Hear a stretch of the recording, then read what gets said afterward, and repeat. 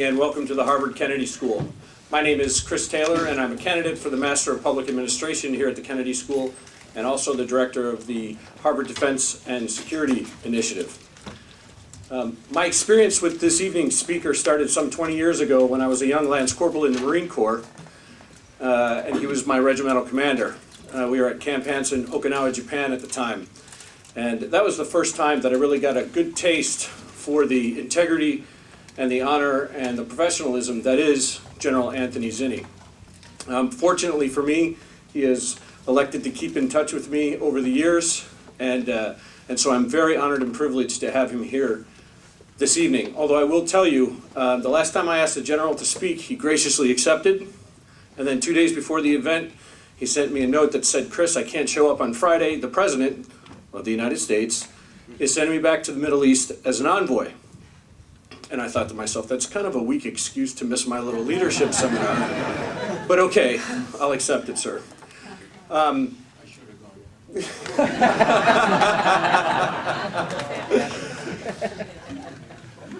But we're so fortunate to have the General here this evening.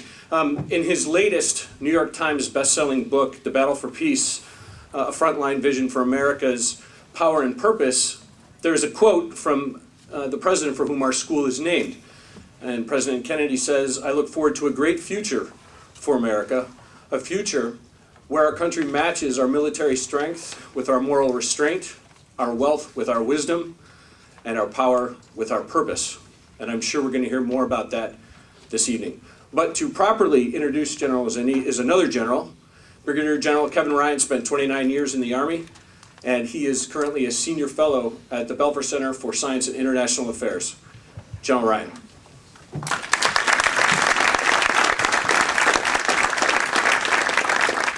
Sir, good job on Chris. He's turned out to be pretty good. Thank you for coming tonight, sir. General Zinni began his military career 43 years ago as a young Marine lieutenant serving as an advisor to the Vietnamese Marines. His experience then was not unlike that of many young military leaders today. He patrolled with the Vietnamese, trained with them, he learned their language, he lived with them, he was severely wounded serving with them. Over the course of 37 years, he rose through the ranks of the Marine Corps, concluding his active duty service as a 4-star General Commander-in-Chief of the U.S. Central Command. General Zinni's military accomplishments are impressive and long to list. But what I want to highlight tonight is something else in this introduction: his understanding of diplomacy and the importance of non-military tools to achieve American strategic goals. It might seem strange that one general would focus attention not on another general's combat accomplishments, but on his keen understanding of what some call soft power. But General Zinni has been a steady champion of a more active and strategic use of non-military power. Upon retirement in 2002, as Chris mentioned, General Zinni was asked by President Bush to become his special envoy to Israel and the Palestinian Authority. Over the past 6 years, General Zinni has participated in presidential diplomatic missions to Somalia, Pakistan, Ethiopia, Eritrea, and State Department missions in Indonesia and the Philippines. He's worked as a mediator and negotiator with the Henri Dunant Center for Humanitarian Dialogue in Geneva. He's been president of UCLA's Center for Middle East Development. He's been a member of the Council of Foreign Relations, where he was chairman of the Council's Middle East Forum, and a leader and member of numerous other institutions. He has 2 New York Times best-selling books out. He served on the advisory panel, which examined the national security impacts of global climate change. In 2004, General Zinni spoke here at the Kennedy Forum about problems facing America, not only in the Middle East, but around the globe. He described America's record in strategic action in the following way: we are great at one-punch fighting, military force. We are not so great at putting on the ground the other necessary parts: political reconstruction, economic, social, and humanitarian, and other pieces. It's a pickup team. He concluded his talk with the question that was then and still is now on the minds of leaders: where do we go from here? His talk today, America's Power and Purpose, Security, Environment, and Diplomacy is part 2 of a dialogue that General Zinni started with us 4 years ago. Ladies and gentlemen, General Anthony Zinni.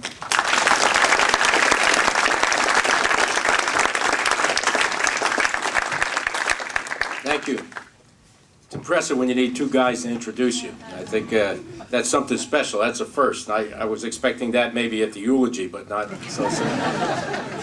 There was mention made by Chris of President Kennedy, and probably, I guess, maybe with the exception of Graham, I'm probably the only one in this room that actually worked for his campaign and had the opportunity to meet President Kennedy, which was really special for me as an 18-year-old. My first experience dealing with politics. I thought tonight what I would do in a very informal way is talk a little bit about the world that the new president faces. And I sort of wanted to do this in a manner that if the new president asked my advice, which I doubt will happen, what would I say to him and how would I describe the world that he or she faces, and maybe some thoughts about how to handle it. So using that sort of theme, I'll begin by saying that the last book I wrote several years ago was a reflection on the changes I saw toward the end of my career in the military and then my career in diplomatic missions and other missions around the world. In 1990, I was assigned to the European Command. I was a brand new brigadier general. And I went to the European Command to get my briefs. And at that time, the briefs were pretty standard.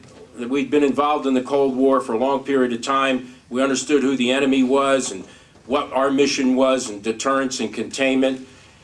And we just expected, there were about 4 or 5 of us one-stars, we expected to get the routine briefs and they wouldn't have changed much. We arrived right at the beginning of that year. It was right after the wall had come down and Gorbachev had thrown in the towel. And we arrived in Berlin, and at that time there was an organization in Berlin called the Berlin Brigade. It was an army unit that was sort of our forward outpost, you know, in the midst of Berlin.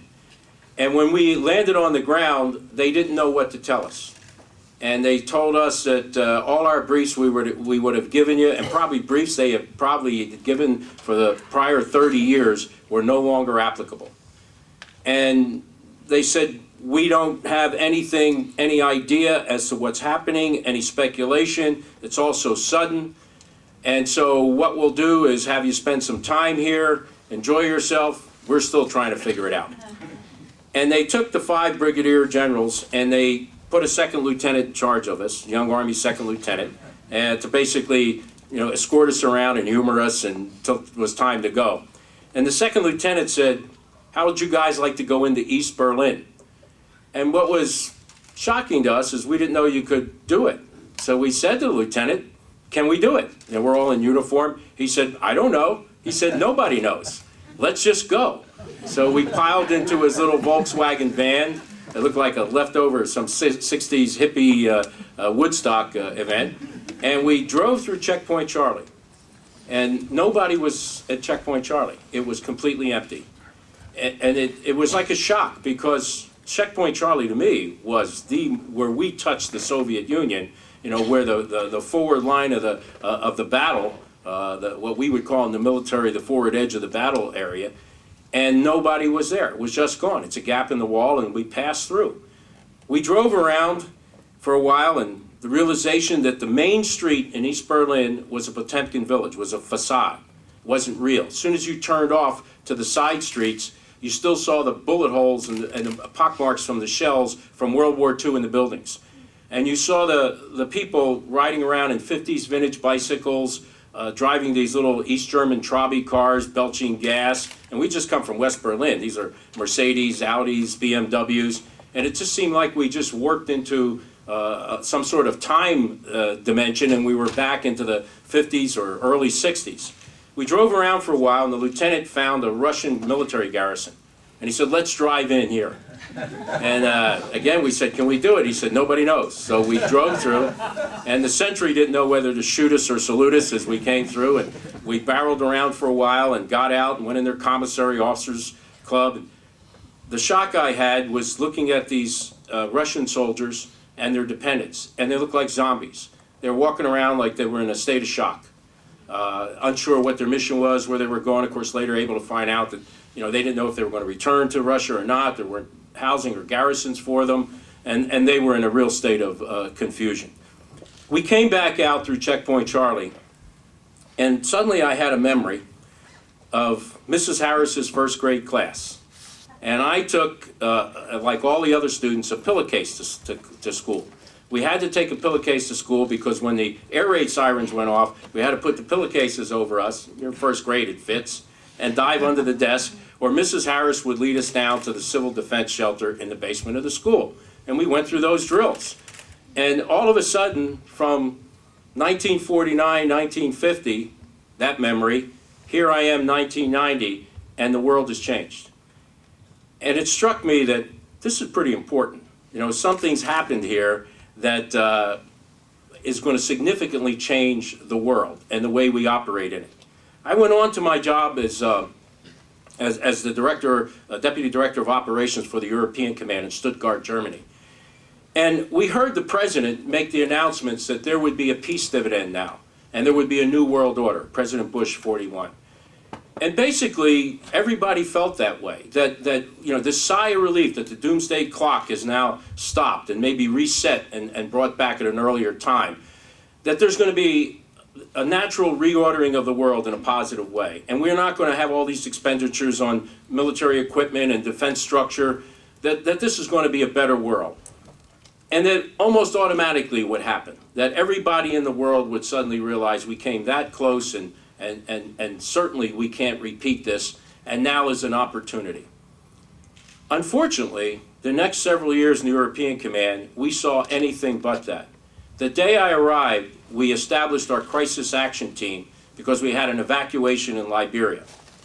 For the next 2.5 years that I was in the command, our crisis action team, or our battle staff, which is a bigger version, was never out of being. And it was a tough price to pay because you had to take out of the staff and man these things 24/7. And it was a big drain on our people. But we went from one crisis to another. Africa exploded. There were a number of evacuations we had to do, a number of peacekeeping missions. We were into the Balkans. Saddam went into Kuwait. We were up with the Kurds. I mean, it was on and on and on, one after another. And contrary to this sort of self-ordering and New World Order, we were seeing a New World disorder. At one point, Secretary of State Baker had decided that we should attempt some sort of Marshall Plan for the former Soviet Union. And the European Command was placed in support of Ambassador Rich Armitage, who ran this program, and we were attempting to get all the Europeans, Japanese and others, to participate in this. And I was the military coordinator working for Ambassador Armitage. Our attempts failed. Nobody was really interested. I mean, we did make some connections with the former Soviet republics, but the interest in sort of reshaping or sort of setting the conditions of the world, the will just did not seem to be there. Even in the United States, even that attempt was probably not as maybe as hearty as it should have been. When I got back from that tour, I went to buy a car. Now, all my life I've owned American cars. And I went to see my buddy Bob. He's a retired Marine gunnery sergeant, had a Chevy dealership. And I went to his dealership, and it was now a Honda dealership. And I said to Bob, "You communist, how can you sell Hondas? I've owned Chevys, and I brought the last 7 from you." And he hands me a certificate, and it says that the Hondas are built in Merrifield, Ohio. And he said, "Go down to the Chevy dealer and figure out where they're built. Ask for their certificate. They have to give it to you." So I did. I went down. And the Chevy dealer shows me the certificate. It's assembled in Mexico, the Chevy that I'm looking at.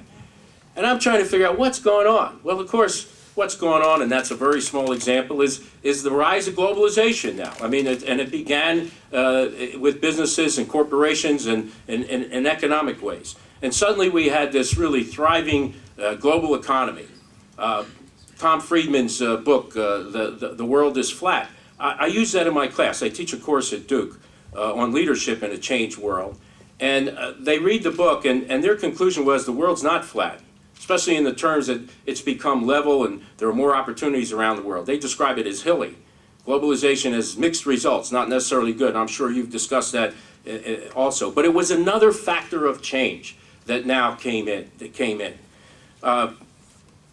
In addition to that, we saw the rise of the information age in IT and technology, which has befuddled me. I'm not a techie. I carry a cell phone that I never turn on. My assistant is always upset with it. But you know, I was in this gate at Dulles for 4 hours with a delayed flight, and I'm sitting there watching the people around me that are on their Blackberries and laptops and cell phones and God knows what else, iPods. I used to think people running around the airport talking into the air were nuts. Now I've found out they got a little thing on their ear that they're not, they're pretty sane and they're actually communicating with somebody else other than the ether. I get on that plane and there's a whole set of instructions about what you have to turn off and what you have to turn on. I don't understand. We land the plane and the same instructions come out. Everybody grabs his cell phone, starts calling somebody. I'm thinking, who the hell are they talking to? I mean, more people know that Flight 860 landed here in Boston than knew Pearl Harbor was attacked the next day. And I gotta admit, I take my phone out and pretend like I'm talking to somebody because I don't want to be left out. But I got issued my BlackBerry in my office, and my assistant came in and says, you have to have a BlackBerry. I said, you know, I got the cell phone and all this other stuff. I don't want the BlackBerry. She said, you have to have the BlackBerry. It's required by the company I work for. So the IT tech comes in, he gives me the BlackBerry, and he's syncing it with the computer, and he's doing all his magic, and he's describing to me everything this BlackBerry does. And I'm kind of holding it and saying, you're kidding me. A friend of mine who's a 4-star admiral, now the commander of U.S. Southern Command, Admiral Jim Stavridis, was telling me the other day when I was relating this to him, he said, my ship, when I was a young commander of a destroyer, my ship didn't have the capacity for communication and information that you have in your palm of your hand. Remarkable. But another element of change that took place. We also see the access to technology being freer. We're worried about loose nukes and weapons of mass destruction. But the access to technology is greater now in many respects. And that information technology is so vast and so capable that, you know, our arch enemy right now is living in a cave somewhere and running a worldwide global network with throwaway cell phones and the internet. So it's remarkable in the capacity that's given us. Another thing that I think started with that catalyst of the fall of the Soviet Union and began the changes is the migrations of people. People are just picking up and moving now. And so we see the issues here with undocumented or illegal immigration. We see it in Europe and we see it elsewhere, but people are free to move about the world. You know, to sort of paraphrase the Southwest Airlines ad, you're now free to move about the world. And they are moving. If they can't make it here, they're going somewhere else. And they come in communities. And the impact and the change, the threat to identities, the inability to assimilate, I mean, all the things that you're well aware of and you can read about day to day. But that's been another major factor of change. And there's no indication that that's going to abate in any way. And so now we have a much more diverse and different kind of society, no matter where you go. Even within our society, I mean, one of the amazing things about the millennial generation, Gen Y, that's produced in this time, is their diversity. You know, it is amazing how many diverse cultures, even cultures, say, within the United States, but from outside the United States, you're going to find, just looking down the hallway of your company, from your company office, which I see every day, or looking at a student body or any other organization or institution. Another factor of change was the rise of the non-state actors. You know, we used to have a pretty much a world that was organized along nation-state lines, and the interaction between societies was the interaction of these nation-states. Sovereignty in the nation-state now has become less significant. We have non-state entities now that have become as powerful, if not more, than nation-states. Some of them are out there to do good, non-governmental organizations, private volunteer organizations, international organizations, and some of them not so good. Drug cartels, organized criminal gangs, terrorist groups. And these groups now have become significant, but they're very different. They don't have a capital, they don't have borders or boundaries, they don't have terrain. It confounds us when we confront them because they don't have a counter-value system that you can operate against as you would in more conventional or traditional means of or modes of conflict. And so that has created another source of change. We also see an increasing number of failed or incapable states around the world. And it used to be, so what? If some state in Africa fails or Somalia fails, so what? Maybe out of a sense of altruism we would reach down and help in a humanitarian way. But now these places become dangerous because they can be sanctuaries for these non-state groups because there is no rule of law, no institutions that the state can function and overpower any entities that mean to operate out of there and do bad things. These non-state entities, too, if they can't survive and they don't have a basic standard of the way they do things, they cut down rainforests, they practice agricultural and industrial practices that damage the environment. When I was at CENTCOM, I used to try to help some of the poorer countries in dealing with the fishing fleets that came in from the Far East that would put cyanide in the reefs, rake their nets across and destroy the reefs, exploit all sorts of resources because they didn't have the ability to counter them. So failed or incapable states end up being sources of problems, even if it's unintended by their populations. We see a rise of new powers now. Brazil, a resurgent Russia, India, China. And the old order is now reshaped or gone. And we haven't caught up with it. If you look at the United Nations, it looks like a post-World War II organization. It doesn't reflect today's world. And the international community is slow to come to grips with that. And so the order has changed in the sense of power. And maybe the understanding of it has not. I believe, and you could argue with this certainly, that historians will look back at the beginning of the 21st century and they'll call this the period of the Islamic transformation or transition. Many of them are old. They're located along fault lines, both physical and otherwise. And this urbanization compounds the problems that we're going to face. Also, we're going to have a problem with the environment. I was on a study with 11 other admirals and generals, and we looked at the security implications of climate change. Now, I'm no tree hugger, but I looked at the science. I'm not stupid. I can see the ice melting, in the Arctic, and I can see the glaciers melting, and people that rely on the water, that it's not going to be there. I could see the land loss and know if you live in Bangladesh, you got to go somewhere else. So what does it all mean? Are we going to have an Arctic fleet, that's going to be based somewhere up in the north? Is the race for the resources up there going to be another challenge for us? What happens to these populations that become stranded and the potentially dangerous contact they have as they try to move to more stable areas? Are we going to see more genocide and atrocities result from that? I'm on a task force in Washington now working with the Holocaust Museum and the Center for, the U.S. Institute of Peace on genocide prevention. And this could be one of the causes or factors for things like that. So these are just a sample of the things that probably beginning with the fall of the Soviet Union created a different world. It actually created a different generation. And there are implications for all this. I would offer to you that we don't understand these yet. We never took the time.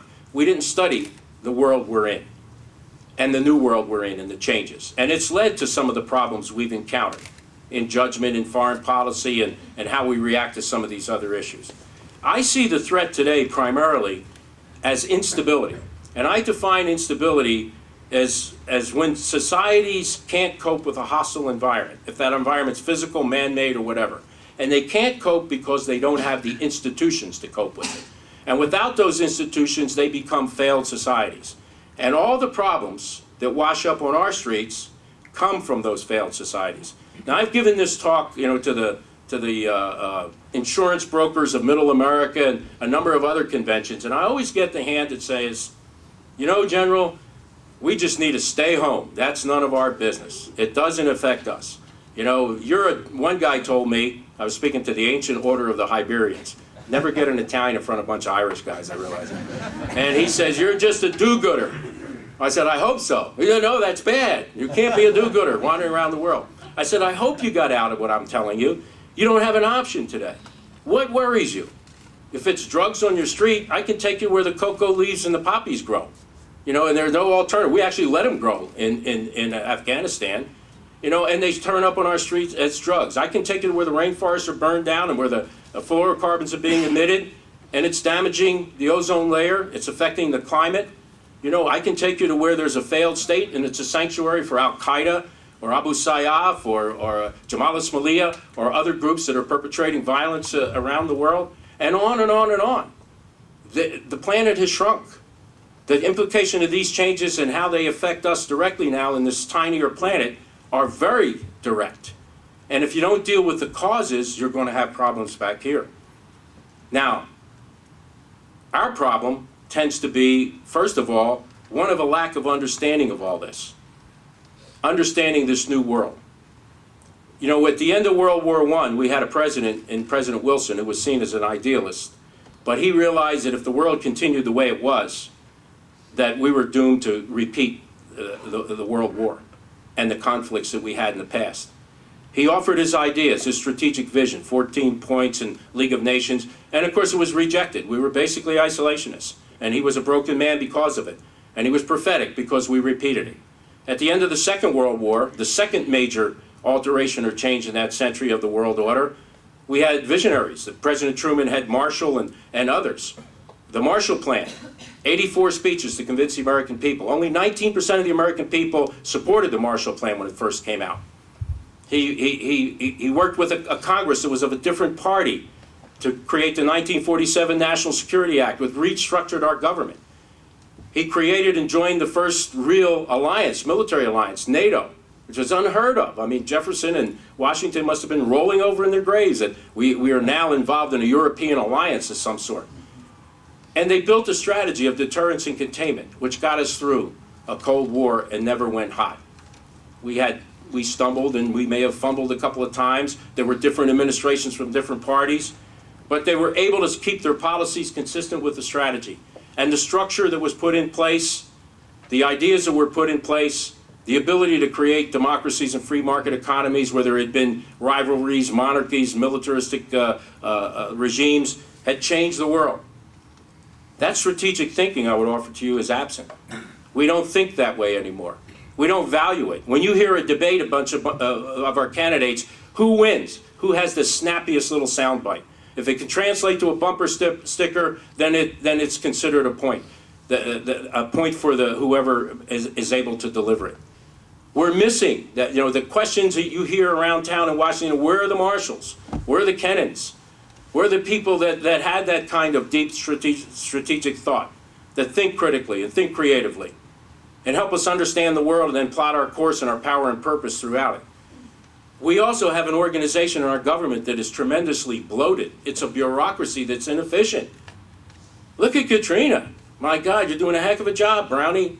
You know, I mean, we can't manage anymore.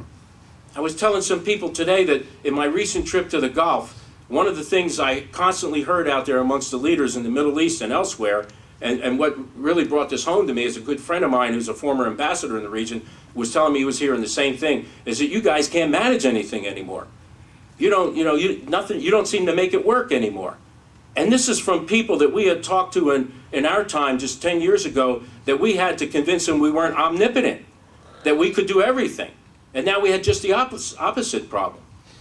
You know, we have a system that would never work in business. I'm in business. I've been president of international operations for a manufacturing company. I'm currently executive vice president of an international company. We could not run our business with the kind of organization you see in the government.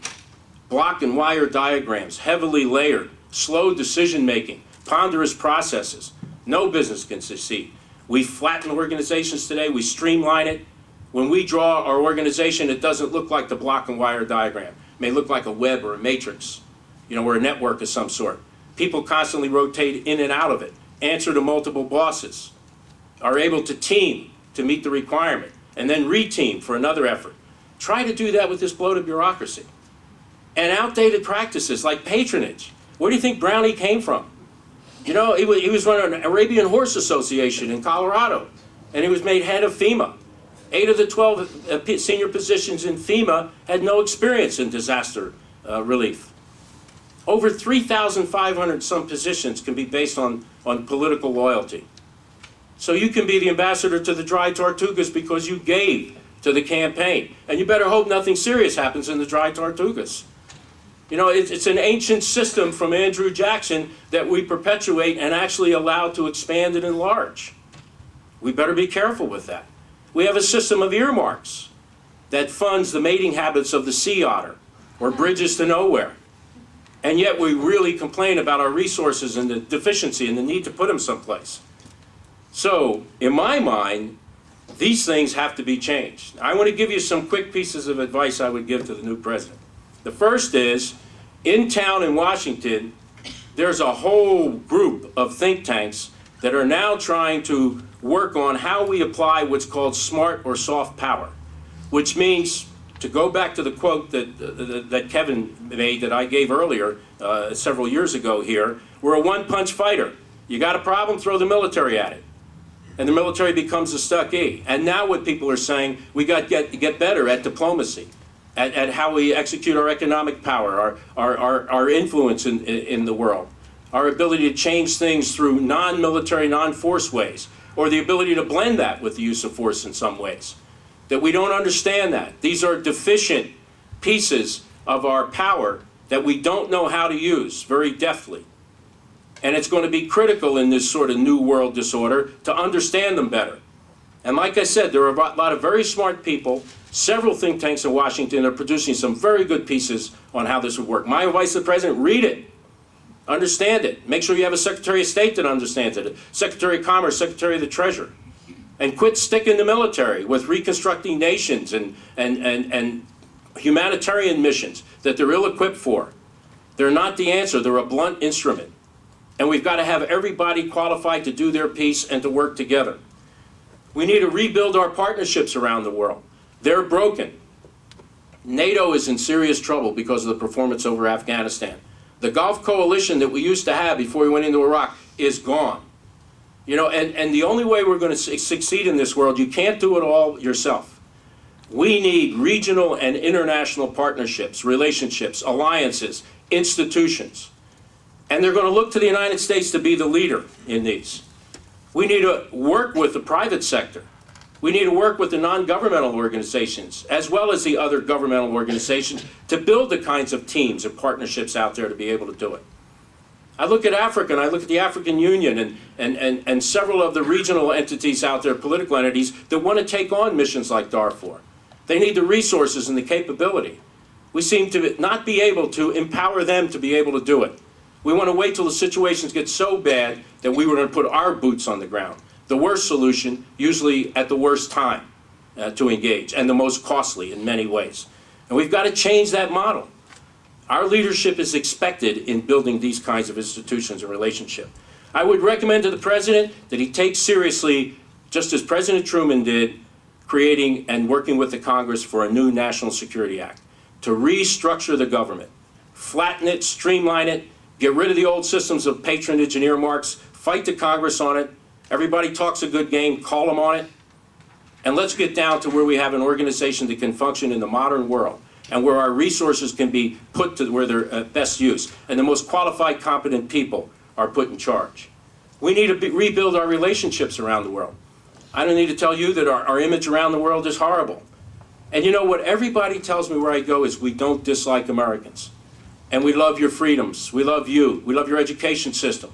It's your policies we don't like. Well, whether our policies are right or wrong, it's important to engage and talk about them and take into account their views.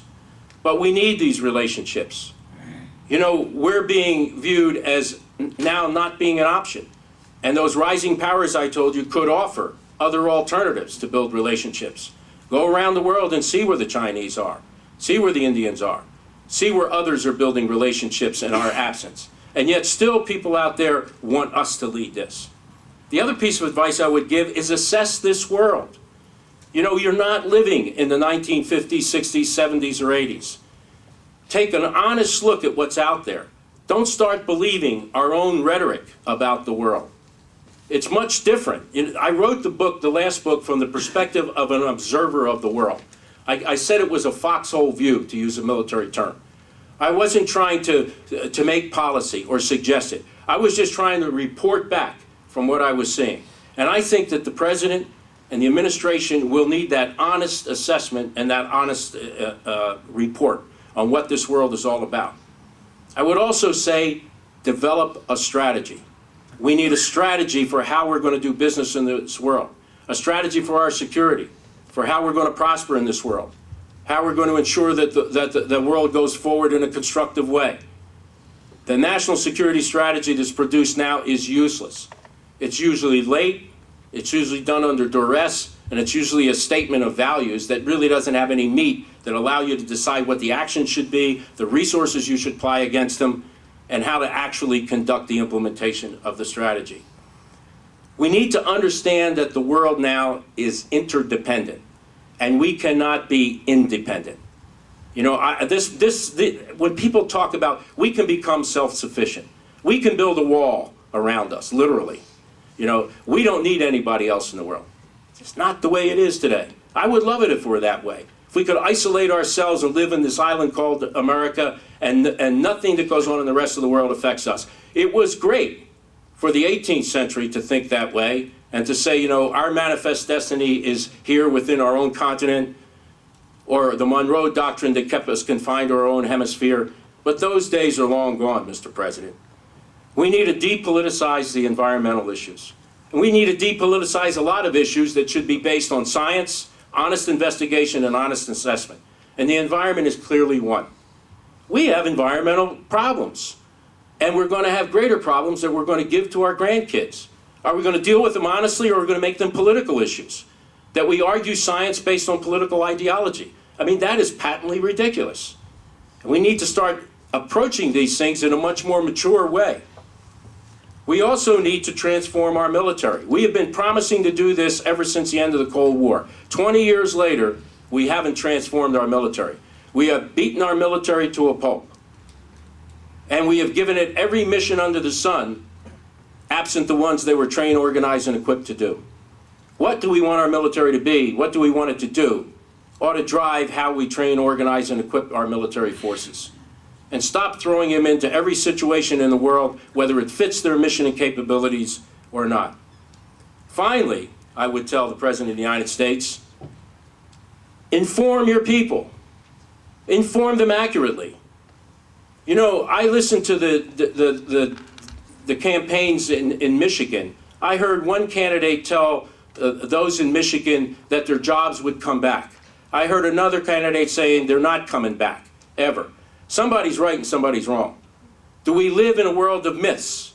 Which is true? And then what do we do about it, whichever the case may be? I think we pump our own people full of misinformation, misconceptions about the world, the economy, our interests, what threatens them and doesn't threaten them. And I think the President's got to have an honest dialogue with the American people. He also has to unite the American people. This red-blue crap has got to stop. It is destroying us. And I'm hoping the candidates you see now that have come out in the wash are big enough and strong enough to reach across the aisle. The next president had better work with Congress, had better respect Congress, had better understand they represent us, and their oversight rights are given to them by us. And I think that these kinds of things are what the next president has to take on board early, because he or she will have a one-year honeymoon. And in that one-year honeymoon, there'll be high expectations. People from all over the world will rush to his or her door to try to get the old America back. And that 1 year is the time in which he or she is going to have to make it happen. Thank you. I'll be glad to take any questions.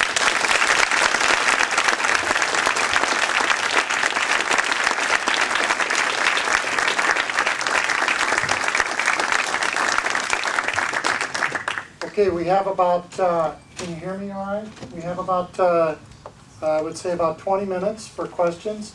We'll ask you to just raise your hand and I'll start taking a list and try to get everybody in order that raised their hand. Keep your questions brief.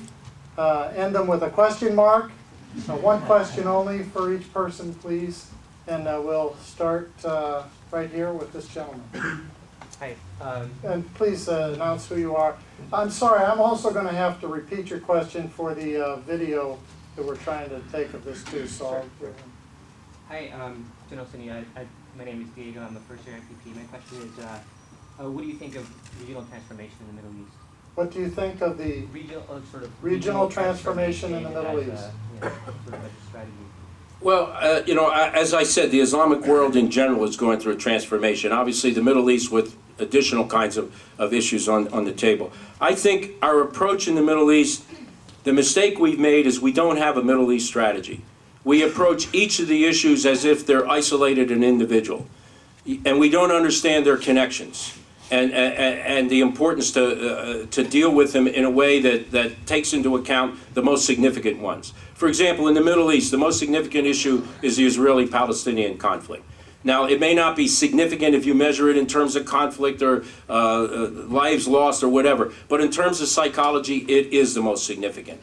It is the central point that you have to deal with and will enable you or help you, not totally necessarily, resolve some of the other issues. I think the Middle East is in dire need of some sort of cooperative arrangement, a security arrangement, some sort of economic arrangement. And we could be part of that, along with others from outside the region. Many of my Middle East friends said, you never did for us what you did for the Far East and for Europe at the end of the World War II. And we needed that. It might have changed the equation on how we do business. And I think it would help us deal with hegemons in the region and have a source or a base for carrots and sticks in the region. I think we don't talk to the region enough. We talk at them, we don't engage them. They don't feel they're part of a process and have a voice in the decisions we make that affect them. There are issues in the Middle East that obviously they've got to deal with, and we've got to put pressure on them to deal with it, reforms and changes. In some places, they're progressing remarkably fast. In other places, terribly slow. And that's something that we can engage in and be helpful in and support. But we can put pressure in. Really quick, I meant as a, thank you, but I meant as a doctrine. Specifically like democratizing Iraq and how the idea that would spread as a concept. How the democratizing of Iraq as a concept spread through? I think we make a mistake when we go about thinking we're fairy dusting Jeffersonian democracy as a solution to everything. All we did is got a lot of purple ink on a lot of people's fingers in the Iraq business. If you ask me what democracy means and whether a society can adopt it, I would have to tell you they would have to have a viable government structure that everybody understands what they're voting for.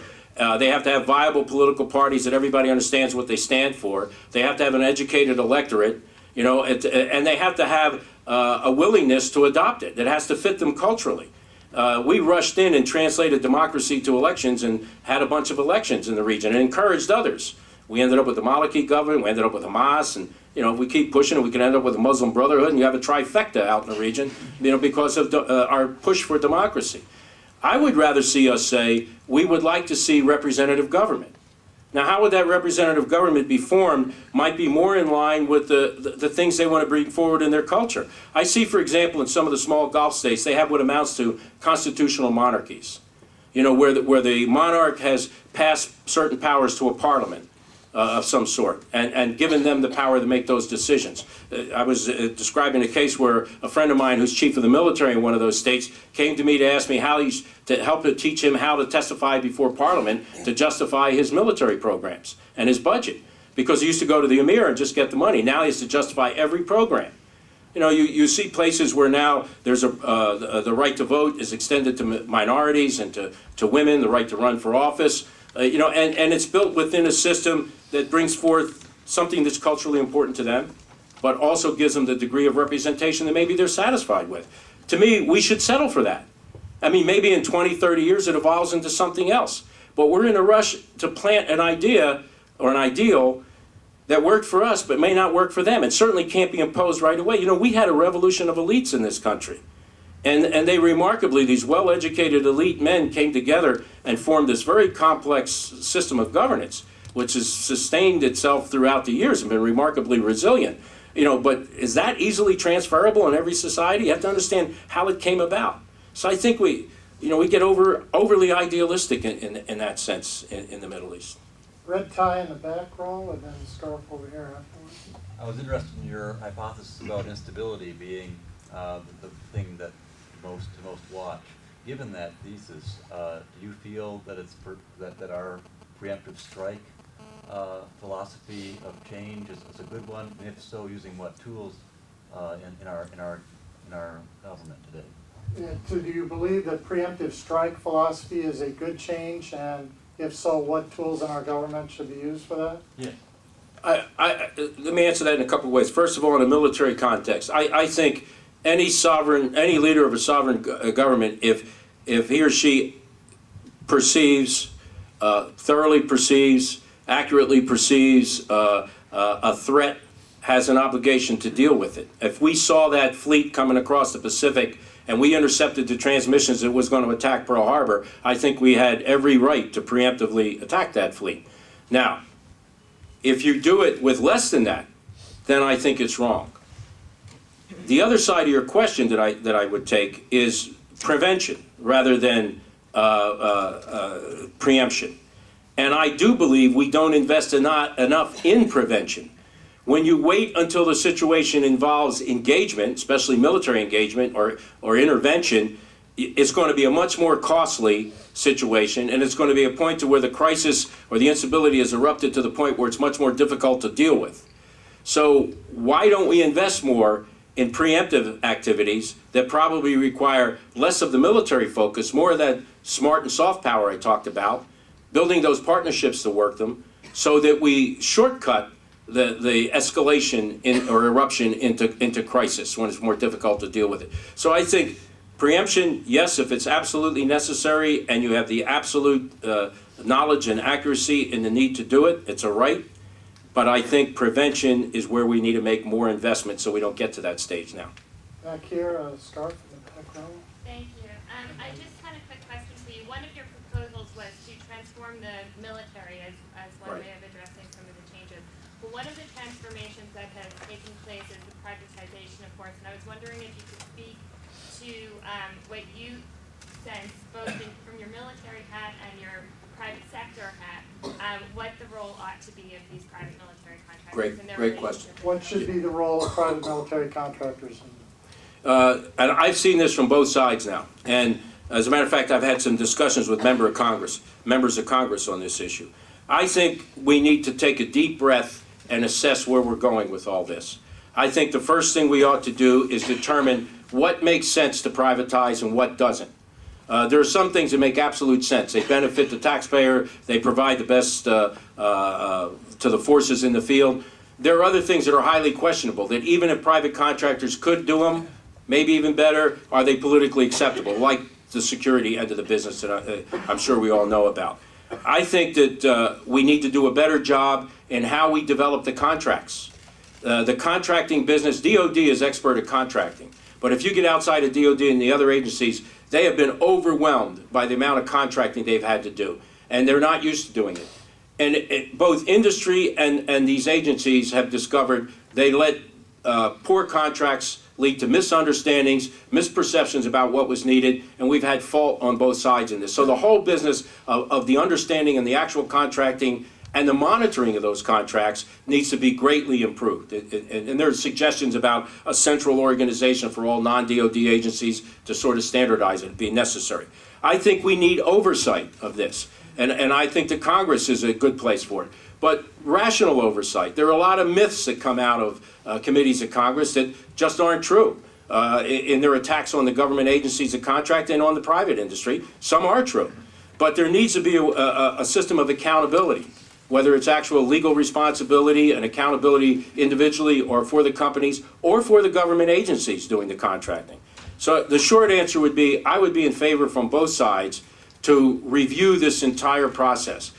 There is benefit, and I saw this in the military from privatizing certain things, where you didn't have to commit military units that degraded their training or their time or their capabilities to do simple tasks that contractors could do, in the end much more cost effective, and in the end just as effective, if not more so, in what they do. Certain maintenance kind of capabilities, installation security sort of inside the wire that isn't the outside run around, where it makes sense and you can get the quality people and it can be done in an efficient way. But I do think this system at the end of this war has to be reviewed. Miss in the brown shirt here, and then next in the uniform there. You talked briefly about the need to step up on the environment. Could you look forward 10, 20, 30, maybe even 50 years? What is the role of the military and the Department of Defense in addressing climate disruption? What, 20, 30 years ahead, what is the role of the Department of Defense in addressing climate disruption? I think there's a couple potential roles. The first one of which I'd say is be good stewards of the environment yourself, because the military has a big responsibility to deal with the environment and work with other militaries around the world to be good stewards. So that's one aspect of it. So don't be part of the problem, be part of the solution. The second is, we can bring resources, logistics and everything else to an issue or a problem to help. If there are issues, let's say water issues, if there are construction issues or things that can resolve problems, we can assist in the capacity we bring to help that. If there are traumatized populations, we can help, obviously, in a humanitarian sense in dealing with them and help providing security, order, shelter, all the kinds of things working in hand with NGOs and others. We have a large capacity to deal with health issues that could result, too. As a matter of fact, now we're doing more missions with our ships, the Mercy and Sanctuary and others in some parts of the war that are stressed. Where, obviously, the environmental stresses lead to conflict, we have a natural role. You could look at Darfur and other areas that are man-made, but there's also, because of drought and desertification of the area, there are issues there about security that are caused by migrations of people. So I think there's a whole list of things. We did in the study actually come up with a list of the kinds of things we could do in the military to assist and help. What we would like to see is that we pay more attention from an intelligence perspective on the effects of climate change. To go back to the question before, so we can be more preventative and help in that way. There are certain places in the world that are heading toward it, and we could see it. Aquifers that are drying up, that are becoming saline. And there are ways to change that, to work on the technology of desalination and improve it, make it more cost effective. So there are things that can happen. Military research and development in these areas can certainly help. We have water purification issues and capabilities too, so it could be in our interest or through DOD to help work on these kinds of programs. Right here in uniform, and then next over here in the blue. So, Midshipman Second Class West. Sir, I've heard the idea floated, you mentioned soft power. I've heard the idea floated of expanding the State Department in order to sort of integrate teams of economists, anthropologists, social scientists into military units that are engaged in whether nation building or humanitarian missions in order to sort of enhance that soft power aspect of it. I was wondering if that's an idea that you would endorse in that National Security Act. What about the idea of expanding the State Department and those types of functions? I think the State Department and other agencies of government are woefully undermanned, underfunded, and their structure is not sufficient to meet the needs around the world. And I'm in favor of expanding their capability. I don't think they should be part of a military unit. I think we need to be partners in the areas we work, because we have different functions, but we need to learn to operate, train, and plan together, mainly, how to do these things together. So if there's a military component or a security component, that's the military's responsibility. If there's a political, economic, social, capacity building component that needs to go on, others might be better suited. The military might be in support. But we need to plan together, work together, cooperate together, integrate our forces.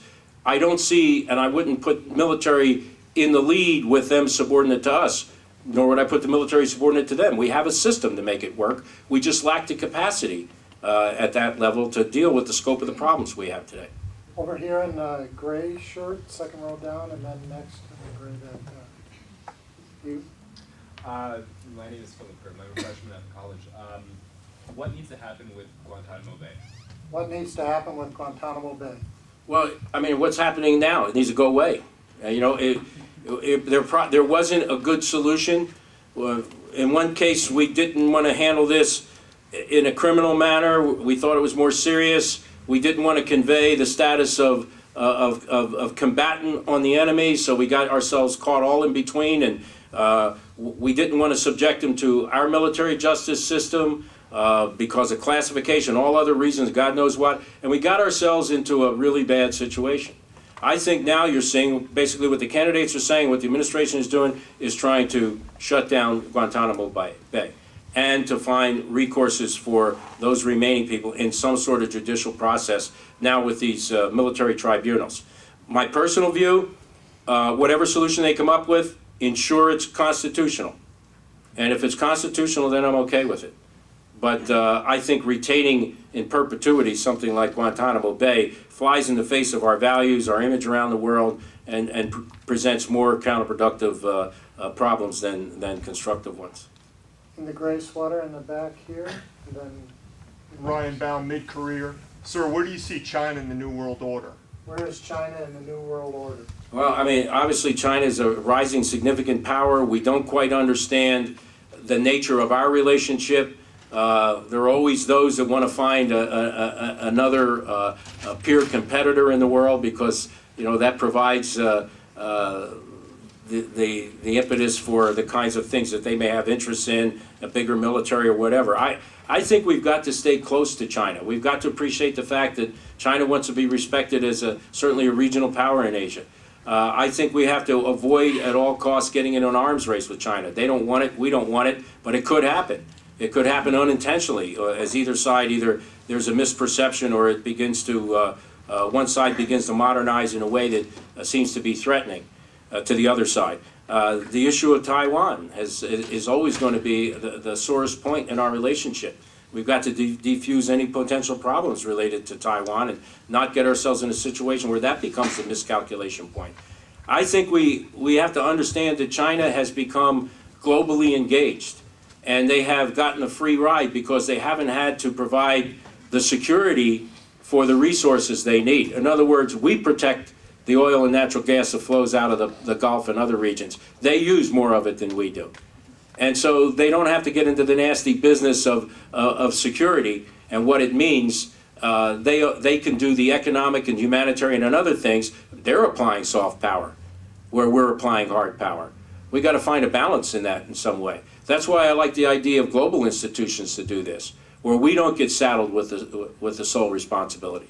We're in Afghanistan now fighting a war on global terrorism. Clearly, the elements in Afghanistan attack more than just New York and Washington. They also attacked London, Madrid, and attempted to attack Berlin and Rome. Yet we can't find a coalition that's willing to take on the challenge to the level it needs to. And so I think we need broader connections with powers like China to be more engaged in these sorts of things too. You know, the jury tends to be out on what our relations would be in the future. I think we can do a lot to shape those relationships, but we have to be wary. You know, you just saw the arrest or the breaking up of a ring of industrial espionage perpetrators here in the United States. I think that will continue on a large scale. So this relationship's going to be touchy on out, and we can't get into another Cold War, or God forbid a hot war with anybody like that, and we've got to figure out the ways not to make that happen with them. Right here, and the next one is a gentleman in a blue jacket. Jessica Cole, I'm a visitor. I'm curious, you've been involved with numerous relief efforts, specifically post-war relief efforts. Where do you think the line is drawn as far as our responsibility in relief efforts after we've had boots on the ground? Specifically keeping in mind the fact that we're revisiting now some of the spots in the Middle East that we've revisited before militarily. Where's the line, where should the line be drawn on relief efforts after we've had boots on the ground? Is that? I take it you mean reconstruction after? Yeah, well, you know, Secretary Powell used the Pottery Barn example. You break it, you own it. I would take that a little bit further. You touch it, you own it. I mean, I've been through the Somalias and other places that we touch it and we own it. If you intervene, you could make the case you have a moral responsibility to see it through. So before you intervene, you better think through what you're inheriting here. This goes to the issue of trying to use limited power for limited objectives. It's almost impossible. Once you intervene and put your boots on the ground, and you're the only credible institution that provides order and security and rule of law, you basically have inherited the society and inherited the responsibility to rehabilitate it in some way. Now, what I would say is, don't get your goals set so high. You know, I go back to the point about democracy versus, you know, reasonably representative government. We have to do what that society can handle, what we could afford to do, and what we're willing politically to do. So we have to take measure of that. The trouble is, we thrust ourselves into these without thinking through the entire issue. You know, and sometimes for good humanitarian reasons, we rush to the hills to save the Kurds, and now we own them. 500,000 of them. I was up there, middle of winter, in the Judy Mountains in Turkey, and Turks weren't going to take them, and so we had to do something with them.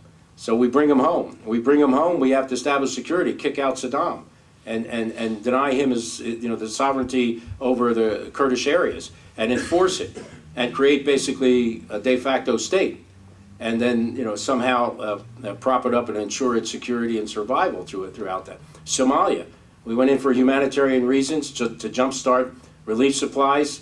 We owned the country, you know, and to the point of disaster.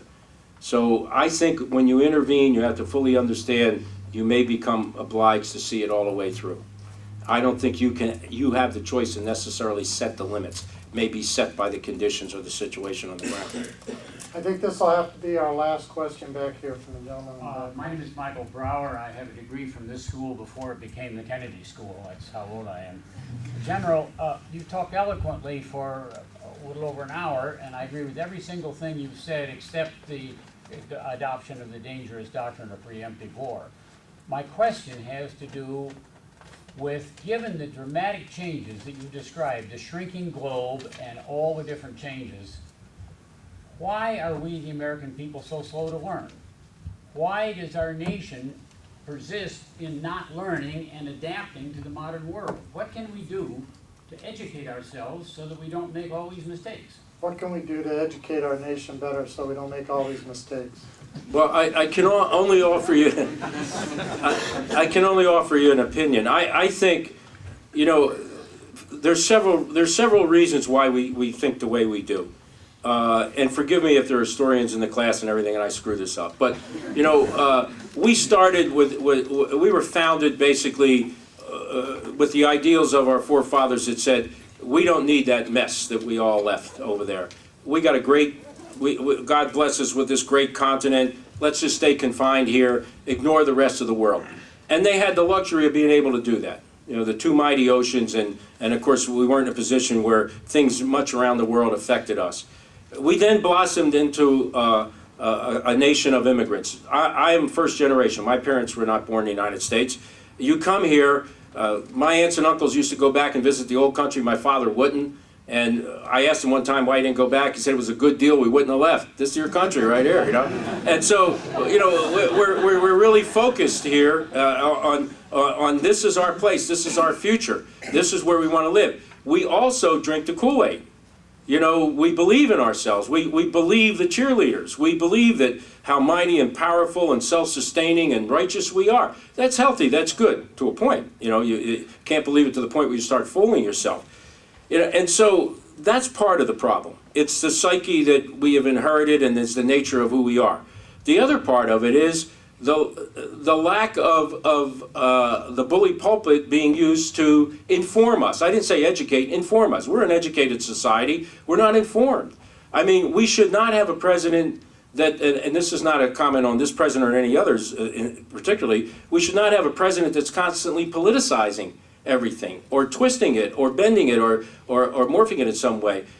We need a government of leaders that talks to us honestly and tells us things we don't want to hear. Are those jobs in Michigan coming back or not? What's the honest truth? And then what we have to do about that.